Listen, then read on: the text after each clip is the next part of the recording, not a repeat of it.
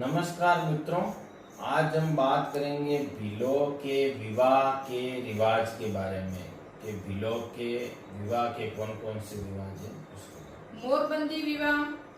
मोरबंदी विवाह का मतलब है वर वधू माता पिता की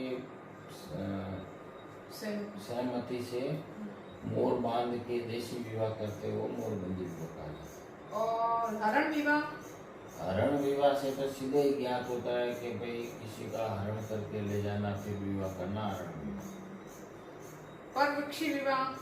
परवृक्षा जो विवाह है ये महत्वपूर्ण विवाह है। इसमें क्या होता था कि लड़के की पहले परीक्षा ली जाती थी, उसका टेस्ट लिया जाता था, फिर उसको विवाह जो किया जाता था उसे परवृक्षा विवाह कहा गया।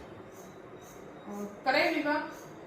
क्रय विवाह का मतलब ही सीधा है कि लड़की वालों को लड़के वाले पैसे दे के अपने बच्चे के लिए जो बहू लाते हैं, ये पापा के परों के लिए हैं स्पेशल, जो पैसे दे के लड़कियां लाई जाती है वो क्रय विवाह कहा जाता है।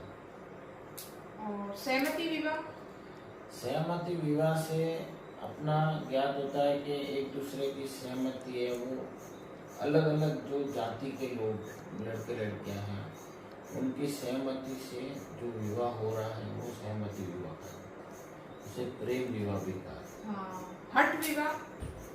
हठ विवाह ऐसा है कि भाई एक ही जाति के भिल समाज के जैसे लड़के लड़के हैं, अब माता पिता उनका विवाह नहीं करवा रहे और लड़का लड़की प्रेम भी करते हैं, वो क्या करते थे भाग गए या भाग गए तो हट करके फिर जो विवाह करते थे उसे हठ विवाह करते। विधवा विवाह या नाता।